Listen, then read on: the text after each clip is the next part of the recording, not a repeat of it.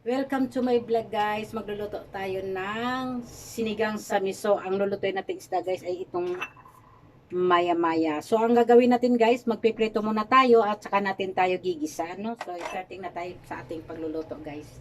Maglalagay muna tayo ng ating, ayan, mantika. Ayan. Mainit na yung ating kawali guys. Ayan guys. So ito, magpipigat tayo dito ng kalamansi. Ayan. Gamit kong kalamansi guys, medyo hinog na siya. So, yon ginamit natin para hindi nasasayang. Ay, may katas pa siya guys, yan. Yun. Ito na siya guys, ayan. So, ngayon, maglalagay tayo dito ng asin sa ating isda. Ayan.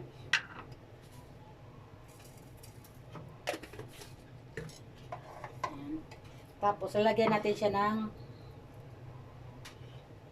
juice ng kalamansi para ay hindi siya malansa, no? Pag piniprito, ayan.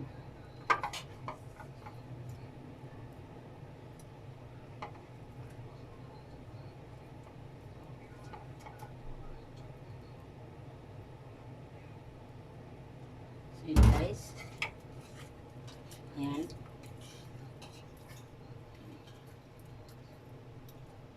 Ayan, tapos ipiprito na natin siya.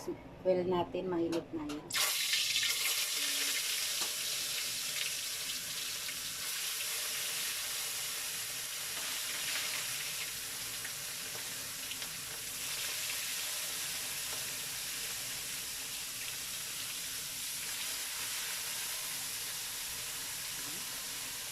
Apat lang muna.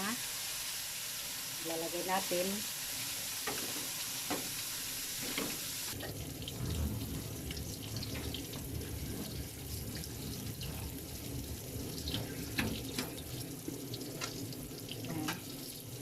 Tingin natin sa gitna para ano naman, di masyadong mahaba yung ating gulay. Ito na yun guys, yung dahon niya. Ito na yung kabila.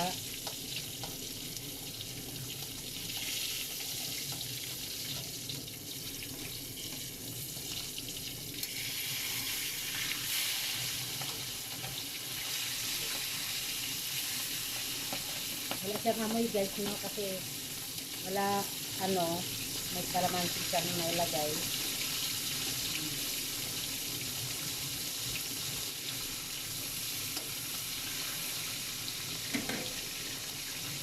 Yan na po ang technique dyan sa pagpiprito ng isda pag alam yung malansa yung isda. Kalamansi lang ilalagay nyo. Mawala amoy. Ito naman yung ating ilalagay mamaya sa kanyang sabaw. Yan. Gigisa na tayo ng ating pang iso. Ayan. Okay.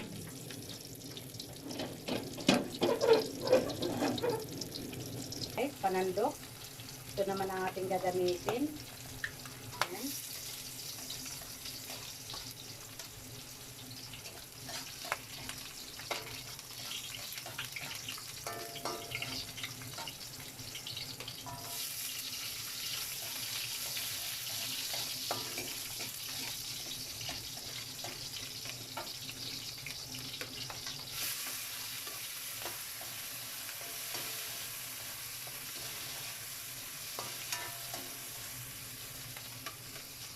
Luya natin.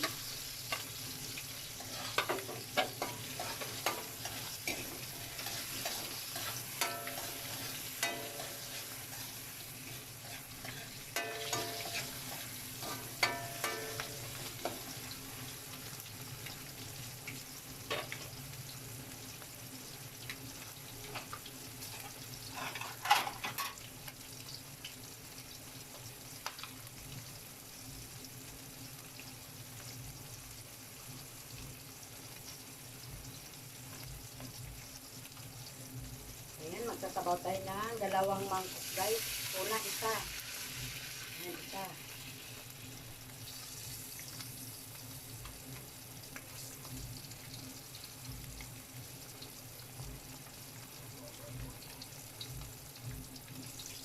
dalawa.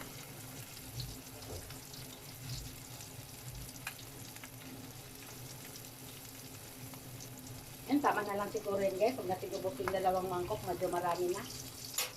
Yan, wala pa dalawang mangkok yan guys. Nagaw ko. Balik pa rin na natin itong ating piniprito. Ayan.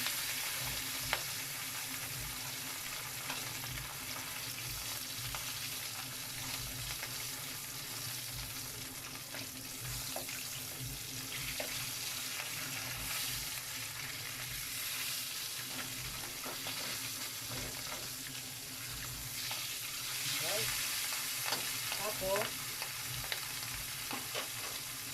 tatakpan natin ito guys. Ayan.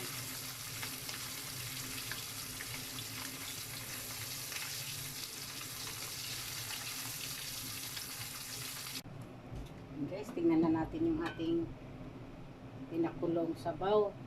So, papalitan natin yung takip guys. Medyo maliit sa kanya. Yan. Kumukulo na siya guys. So, lagay na natin tong tangkay ng mustasa. Yan ang una nating ilagay. Medyo matigas yung kanyang bungad ng dahon, no? Takpan natin ulit.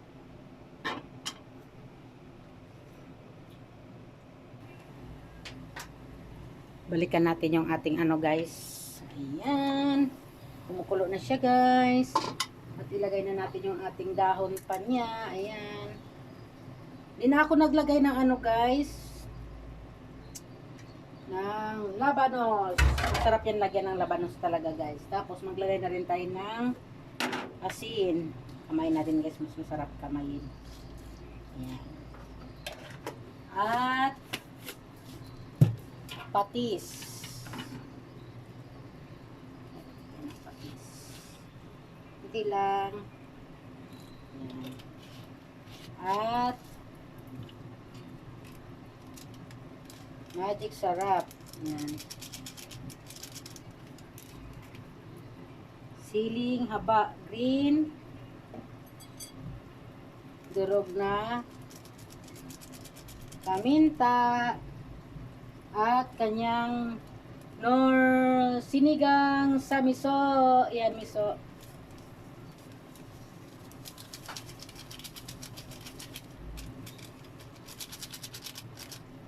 Lagay na natin.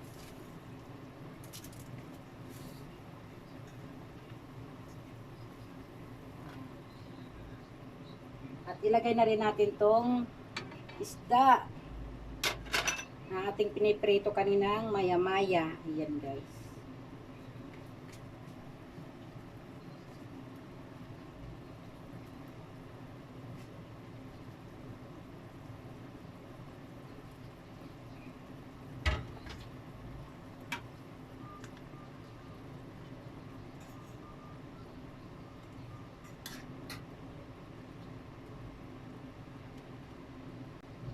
Medyo na parami yung sabaw natin kahit wala pa sa dalawang mangkok na lagay natin, no?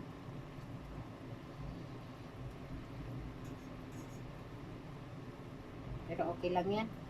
Mauubos din yan. Isang mangkok lang yan kalahati. Malaki kasi yung mangkok natin, guys. Mangkok natin, pang good for 2 person yan, eh.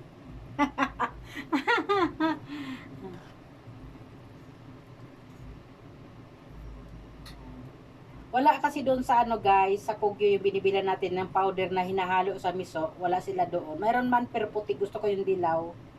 Wala silang dilaw. So ang nilagay na lang natin yung talagang ano, yung original na sinigang sa miso sa sashi. Yan. Yan. Malapot na siya guys. Ayan o, malapot siya. Yan. Tapos maglalagay tayo ng kalamansi pa ng juice. Ayan. Kalamansi juice. Ayan guys. Ayan. marami kang gulay, pwede mo rin siyang lagyan ng labanos, okra. Maraming pwedeng ihalo dito pag nagluluto ka ng miso.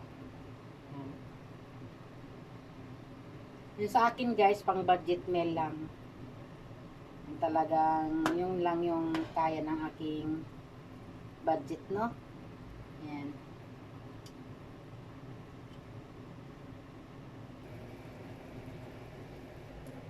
So, ayan guys, luto na po yung ating sinigang sa miso. Yan po. Luto na po siya. Ayan guys. Ayan. Salamat guys sa pagsama nyo sa aking pagluluto. Ayan po. Thank you for watching guys. Bye-bye.